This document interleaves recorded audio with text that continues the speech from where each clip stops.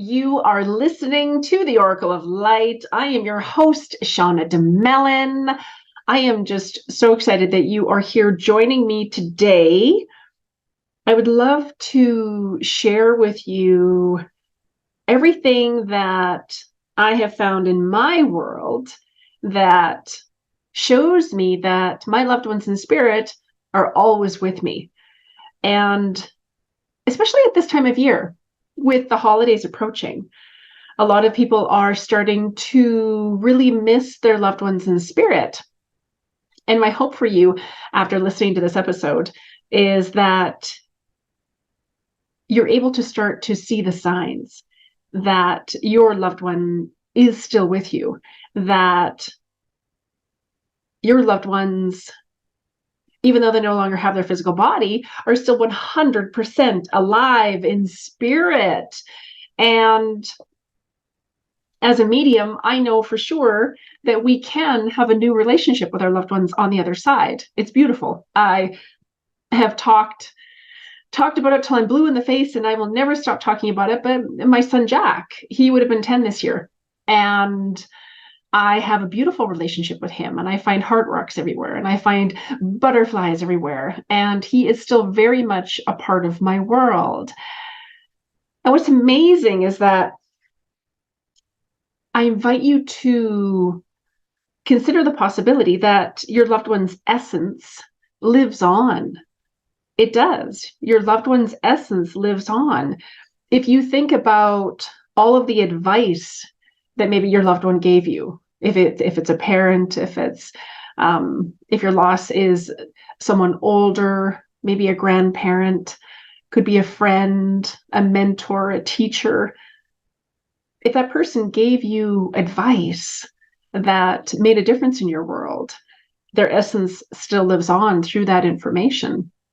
If there is something that you learned from that person, I learned how to bake from my grandmother Emma. I learned to bake, and my love of plants and gardening, all of those things came from my grandmother, from spending so much time with her as a little girl. Her essence lives on through me as I enjoy those different experiences. And I think back to everything that she taught me, and some of it, such as sewing, I hate to say that does not live on through me. I saved my sewing machine and I gave it away. So, but her essence still lives on. I remember telling someone this story a little while ago. I said, my grandmother, she would take leftovers from the week and she would make the most delicious lunch or dinner. It was amazing. And I believe that is how she shared her love with all of us. I believe that it was through making things. I have an Afghan that she still made for me. I still have a quilt, the first quilt that she ever made for me as a baby. I still have. I have all these beautiful things. She used to have a Lucerne ice cream pail. Those are the ice cream pails that we used to get from Safeway. She had a different ice cream pail filled with each grandchild's favorite cookies. And that was her. And that's probably where my love of cookies came from, my love of sweets. Every year at Christmas, I bake butterscotch marshmallow squares. They're so delicious. It's Christmas for me when that happens. When I make those, then it's Christmas. I have that first bite and I'm instantly transported back to my childhood. So again, her essence lives on through my life. It really does. I named my daughter Emma after my grandmother because I loved my grandmother so, so much. And I wanted to honor her, and I wanted to have a legacy of her that lived on through my daughter Emma. And so again, my grandmother's essence lives on with that name. So those are other ways that our loved one's essence lives on. There are so many other ways, such as features. And people often say to me, where do you get your height from? And apparently my great grandmother on my mother's side was like 6'4" or something crazy like that. I'm 5'10". I'm not super tall.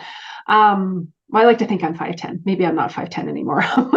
Anyway, I have height from her, and no one ever knew where the height came from because both my parents are shorter than me. I have blue eyes that sparkle, and those are from my grandmother Monica on my dad's side. I have this cheeky sense of humor that I think comes from my dad, and it comes from his dad. And I have curly hair. I have naturally curly hair that no one ever knew where it came from. And again, my dad's dad, John, he had curly hair. So their essence lives on through me. I've had people tell me over the years that I have mannerisms like my Aunt Blanche.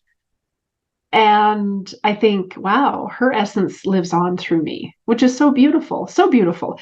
So different features, the way that someone's personality appears, the way that something happens. There was one day, I remember, how old was my daughter? She was, I want to say 4. She was about 3 or 4. And she had met my Uncle Russell once when she was a baby. I want to say she was about a year old. And she met him, and she didn't really take to him. She was kind of checking him out. He was boisterous, and he was the life of the party. And so I wasn't quite sure of this guy. So she had only encountered him the one time. And then before that, it had been when she was a newborn. She hadn't spent a lot of time around Uncle Russell. And it was funny because there was one day when we were in the kitchen in the house, and she looked at me and she said, "Hey, Snipe." And she had this look on my face, and I froze, and I looked at her and I said, "What did you just call me?" And she said, "Snipe." Snipe, snipe, snipe. And I just howled because that was my Uncle Russell's nickname for me. It just came out of the blue that she would say that. And there again, his essence lives on. And it was funny because it was only after he had died that I learned what a snipe was. And a snipe is a bird with long legs. I thought, oh my God, he called me that from as far back as I can remember. And I remember everybody in the family referred to me as Snipe. And it was just one of those things. So again, his essence lives on. Anytime someone calls me that, and we all laugh about it, that's my uncle's essence. And it's so beautiful. They live on. And I invite you to look at any hobbies that you've picked up that you shared with a loved one, or it was just something that you were drawn to that they were really excited about. It could be something sports related. Maybe it was something, woodworking or music. Maybe it was singing or dancing. Maybe it was playing an instrument. Maybe it was, reading, or, you love a good debate, or, yeah, whatever that is. I invite you to look at those different ways that your loved ones are still very much a part of your life, even though they're no longer here in their physical body. Looking for the essence of them that lives on. I like to call them heart prints. It's like they have left a heart print throughout our whole life. And if you look for them, you will find them. You will. Especially around this time of year. Christmas brings up a myriad of different emotions and thoughts and feelings, and all the feels and all the stuff comes up around Christmas. Christmas in our family, it was such a huge event. When my grandmother was still alive, my grandmother Emma, she would start baking and cooking in November. And she had an extra freezer in the basement for all of these goodies: bread, buns, pies, squares, cookies. It was just crazy, the food and everything that they started creating. And again, it was like a month before. And it was so incredible. And before she died, I would have to say she was the matriarch of the family. I really would have to say that. Christmas Eve was at someone's house. Christmas Day was at someone else's house. Boxing Day was at someone else's house. New Year's Eve was at someone else's house. And then New Year's Day was at someone else's house. Like, it was a big event and a house full of people, and sharing gifts and laughter. And my grandfather and my uncles and my cousins would bring out the guitars and the violins, and they would start playing and singing. And there was always wine and good cheer and food, and just everyone was just always laughing and just having such an incredible time. That lives on. Like, it did change when she transitioned, because again, she was the matriarch. And then we sort of kept it going for a few years, and everybody just sort of branched off and started to do their own thing. It was never really the same. You can't replicate that. I remember when my Uncle Russell died, that it just felt like the end of an era. Like, he was larger than life. He was the life of the party. He was so fun, and his energy was just all encompassing. And he was the type of person that as soon as you walked in the room, his eyes would light up and he would be so excited. And he was always telling these ridiculously off-color jokes. And he was sarcastic and funny and just the life of the party. He used to plan his own birthday party every year. I remember that. It was so much fun. So again, all the different ways that his essence lives on. He used to collect gravy boats. I can't remember why, but he had this fixation with gravy boats. And to this day, every time I see a gravy boat, I think of him. Every time I see someone crocheting or knitting, I think of my grandmother, Monica. Every time anyone talks about, they talk about Newfoundland and, making salt beef, or, having cup of tea, or anything related to Newfies, I think of my grandmother, because she was just so beautiful. She was like an earth angel, and so loving and so kind. And I just think of, again, all the different ways that my loved ones, their essence lives on. My son, Jack, as an example, his essence lives on every day. And he is why I do what I do. And if you would have told me 10 years ago that my practice would have shifted from reading for everyone, and I loved it, to my specialty now is connecting families with their children on the other side, I would have thought you were crazy. So each and every day, each and every family that I work with, my son's essence lives on through every heart rock I find, through every butterfly I see. Those are his signs for me. Those are his heart prints. And that will always continue, always continue. And for people that are experiencing that, the year of firsts, the first birthday, the first anniversary, the first Christmas, whatever that looks like for you, I invite you to create new memories. Every year around the dinner table, we always leave an empty space, because we just want to leave a space open for spirit. Whoever from the spirit world would like to join us. I remember going to a wedding once, and I noticed that the first row, or the first couple of rows, weren't full, or it's like people weren't sitting in the very first row. It was fascinating. And then after looking through the pictures, you could see faint outlines of spirit. It was the coolest thing ever. I just thought, wow, it was so beautiful, so beautiful. And again, I invite you to look for the heart prints, look for your loved one's essence throughout your entire life, and you'll see it.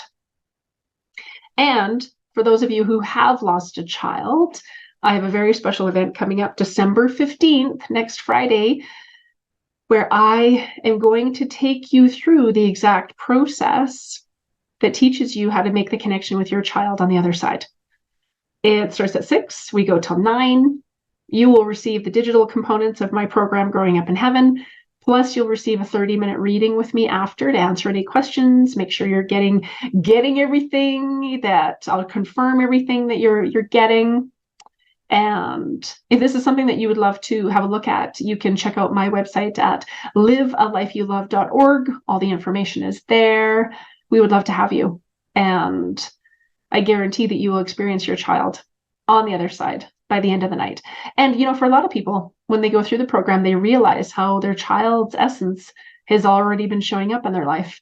they start to realize what the signs are. They start to realize and start to see what that is. The connection with our loved one that can never be erased. The connection, the love, the memories, all the signs, it lives on. It can never be erased. And those memories, they will live on. The memories, the moments, the love. Anytime that you are thinking of your loved one, they're with you. Anytime you're looking at pictures, you have memories of them, you're laughing, they're with you right in that moment. They really are. They're literally a thought away. And oftentimes people will say to me, well, why do our loved ones visit us? Well, they visit us to let us know that they're in peace. They visit us to let us know that they're with us. They're just in a different form. Even though they no longer have their physical body, they're still 100% alive in spirit. They're here to celebrate our life events with us. They comfort us when we have a setback. They want to say hello. They also may have messages for you. Perhaps they transitioned and you weren't able to say goodbye. They may have messages. Oftentimes loved ones will come through and they'll say, please let go of any guilt. Please let go of any worry. I am at peace. There's nothing to forgive. I love you. You see, when our loved ones leave their physical body, they're 100% alive in spirit.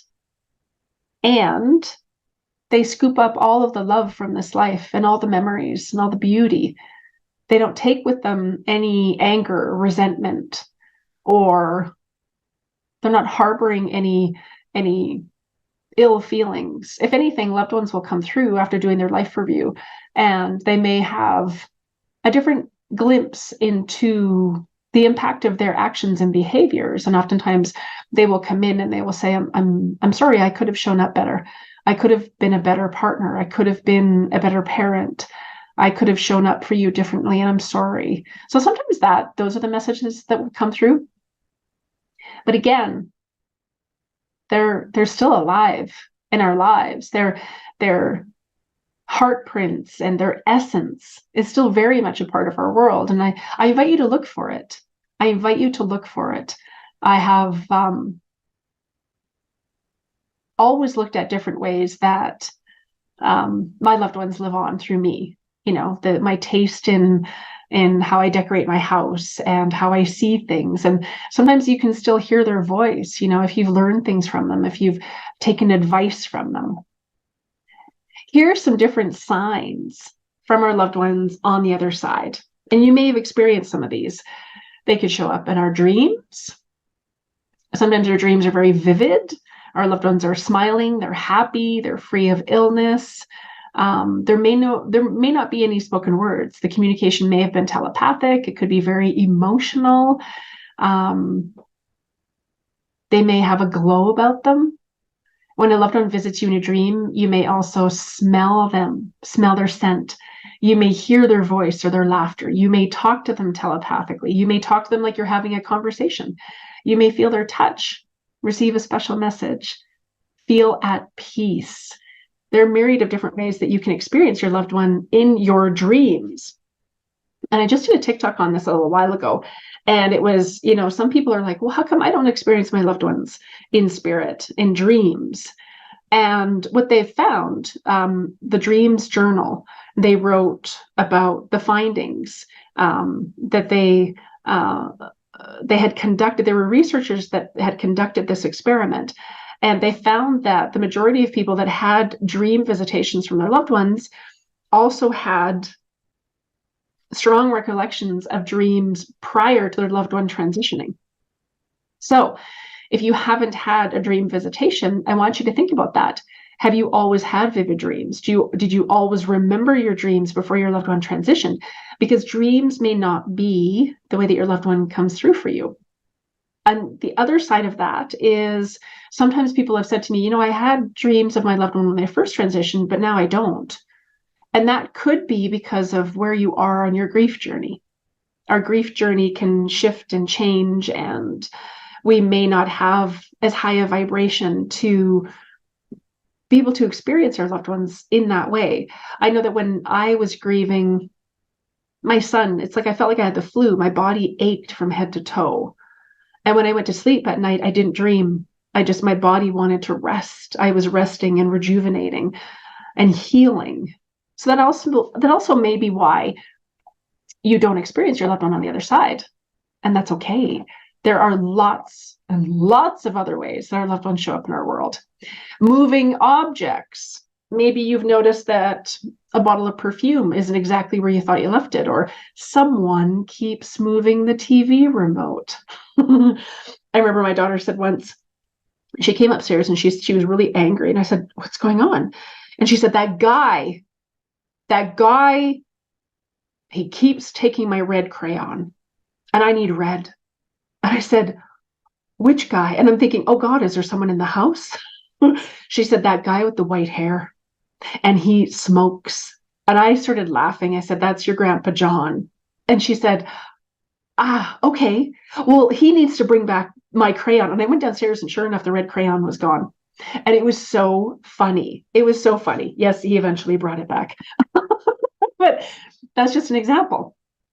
And yeah, things can move.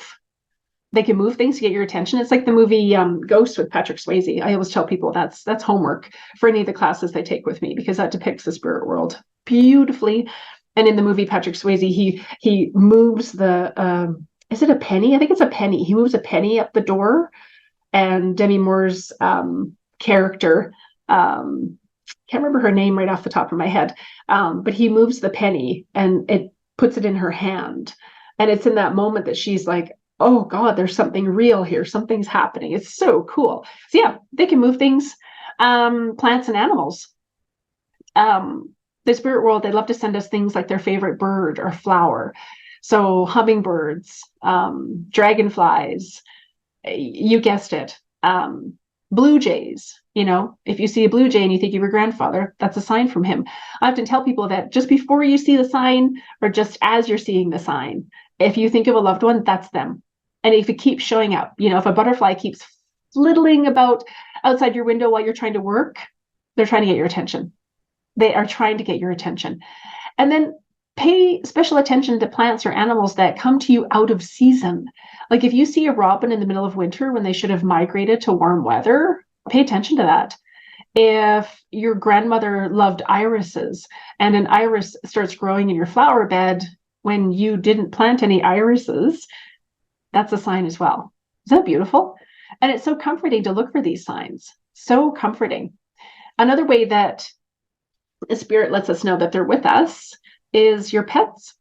Your pets, they don't have a point of view that seeing spirit is wrong, it's spooky, it's scary. To them, it's like, oh, okay, there's someone walking through the house. And maybe they look a little different to them. Growing up, I called them the see-through people. So maybe that's how animals see spirit. I don't know. Maybe they see them as a full body apparition. And some common signs that your pet is seeing spirit is that they're staring at something that you can't see. Oftentimes, my cat Midnight would be tracking energies going up and down the stairs. Sometimes I look up and he's watching something walk across the room. My little dog Maggie does that too. She'll look up whenever I'm meditating and they're on the bed with me. As I'm meditating, they both look up above my head. So I've often wondered, do they see light? Do they see sparkles? Do they see angels, guides, loved ones? It's fascinating, right? Sometimes animals will act very excited for no reason because there's spirit around.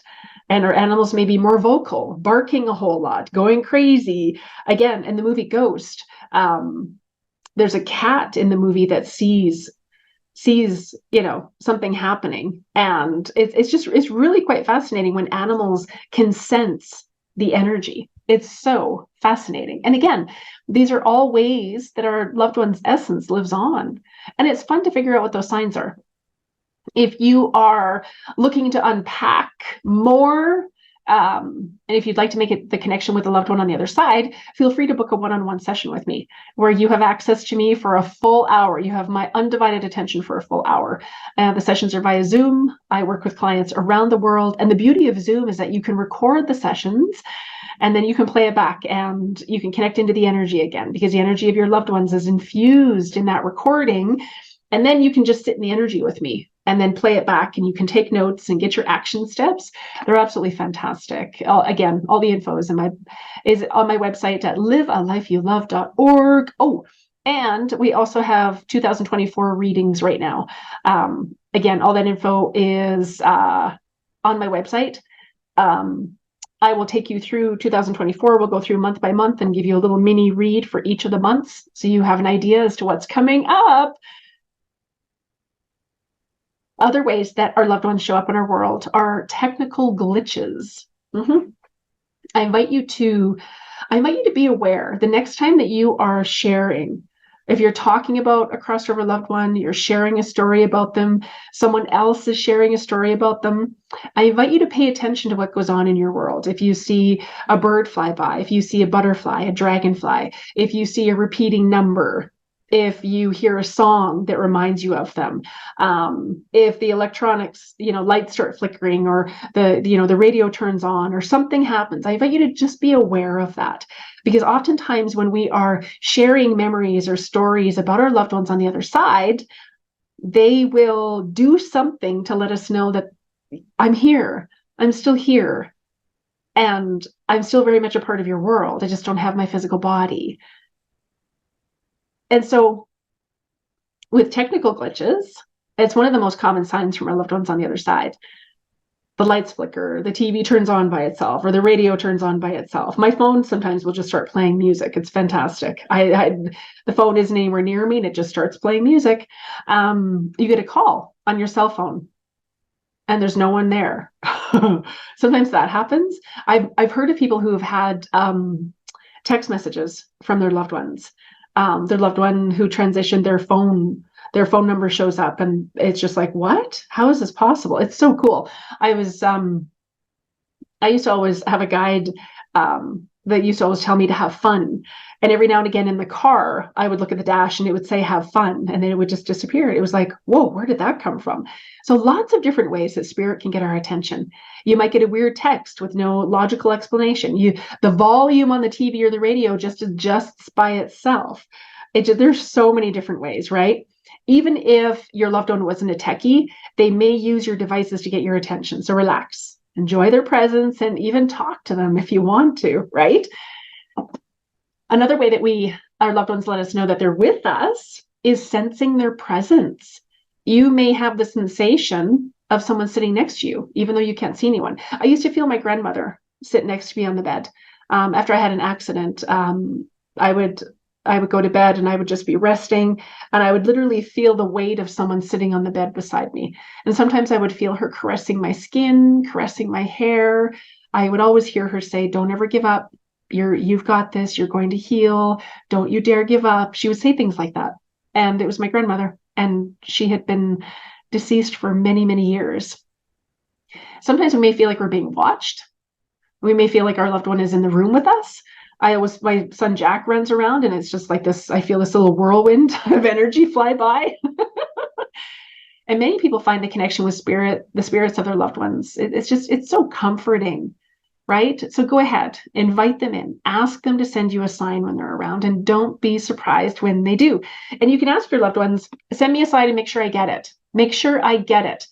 Another way that our loved one's essence lives on is through coins or trinkets. I find dimes all the time for my grandmother or for my grandfather. I found one the other day. In the hamper, the clothes hamper. It was just right on top, and I thought, wow, hi. Hello. I put them in a jar to collect all of them. You can even look at the date, see if it has any significance. I had a client that she found 3 pennies after her grandfather died, and all 3 of them were from the year that she was born. So kind of cool, right? So besides coins, you may also see small gifts like flowers, rocks, feathers. I get heart rocks are from my son, and I find feathers all the time. I found a feather yesterday too. It just showed up on the kitchen counter. I have no idea where it came from. It was so fantastic. And anytime I find a sign, I'll say, thank you, more please, thank you. I know you're here with me. Thank you. Thank you, thank you, thank you. And again, remember that our loved ones are energy now. They're pure energy. And it takes that energy to move the objects, to bring things in for us to find, which is so beautiful. Spirits often leave little gifts where we will notice them, and they are a definite sign that your loved one is thinking of you. They will even send it again if you don't pay enough attention the first time. I will say to them, send it to me again. If I'm missing something, send it to me again, in as many ways as I need to see it. Other ways that our loved one's essence lives on: through smells and familiar scents. Anytime I smell sugar cookies, I instantly think of my grandmother. My grandma Emma was an incredible baker. My grandmother Monica, Lily of the Valley, she had certain flowers that she loved. So beautiful, right? My grandfather, I could smell smoke. He used to smoke. And getting a whiff of your loved one's signature scent when there's no source of the smell is another surefire sign from heaven. And usually you'll smell it suddenly, like in your home or your car, even when the windows and doors are closed. Years ago, I would smell cigarette smoke.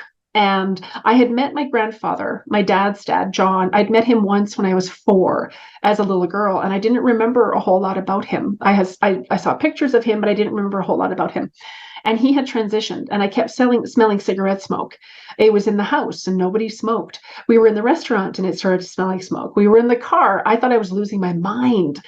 And then one day on a walk, I just heard, it's me. My name is John. It's John. It's John. It's John. And I smelled smoke, and I'm like, what just happened? That was my grandfather.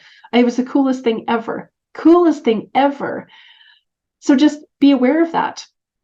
You may smell a certain perfume or flower, cologne, food. There was a loved one that came through once, and I said, he's showing me his hands, and all I smell is like motor oil. And they howled. They said, yeah, he was a mechanic. I said, that's like his cologne. I had another loved one that came, and I said, all I can smell is like Drakkar, the cologne. It's so strong. And they were just howling. They said, yes, that's him. Cigarette smoke, cigar smoke, again, their favorite food, any other scent that reminds you of them. Another way that our loved ones let us know that they're with us are what I call heavenly coincidences. So things like songs. You hear your loved one's favorite song being played everywhere, like in the store, in the car, in a restaurant, all on the same day. The signs. You're noticing that signature yellow hat that your loved one used to wear suddenly seems to be worn by everyone. Coincidences? No. And be sure not to brush off any of these signs from a loved one in heaven as coincidences. Welcome them as a warm hug from your loved one. I call the signs sprinkles of love from the other side. It's kind of an in-joke between the two of you, something special for you to share. And so as we are approaching the holiday season, I invite you to, again, consider the possibility that our loved ones in spirit are always with us, and that their essence, those heart prints, are still very much a part of our life. They live on, and I invite you to look for them. And when you recognize them, to just place your hands over your heart and say, hey, I know you're still with me. I love you. And just continue to invite their beauty into your world. The scents, the tokens of remembrance, the dreams are some of the most common signs that a deceased loved one is with you. And be on the lookout and enjoy connecting with your loved ones again. Our loved ones are often looking for ways to give us helpful advice or let us know that they still care for us, that they're still very much a part of our world. And to remember that love can never be erased. Those special memories can never be erased. That love, that connection will always be there. That love never dies. Even though our loved ones no longer have their physical body, they're still very much alive in spirit. And if there is something that I can help you with, if you are grieving the loss of a loved one, if you are looking for action steps, if you'd like help to create a life after loss, if you'd love to make the connection with your loved ones on the other side, or learn how to make the connection for yourself, please do reach out. If I'm not the person to help you, I have a community full of people, so many different resources that can help you and bring you the clarity and bring your heart the beautiful, hopeful messages and the connection with your loved ones on the other side. I send you mountains of love. And I thank each and every one of you for being here with me. And I love all the messages. And I hope that you have the most incredible incredible holiday season. And I'll leave you with this. I always ask clients and students starting in November, what is your yearly word? What is your word for 2024? I think mine's going to be, I don't know, it's a toss up. It's either magic or miracles. Maybe it's miracles, maybe it's miraculous magic, or I don't know. I think magic is beautiful because it's playful. Possibilities is another one. Magical possibilities. I thought of that one. Or brilliance, or miracles. I love miracles. Love. What is your word for the next year? I would love to hear all about it. Please let me know. Again, sending you all of my love. Till next time. Bye for now.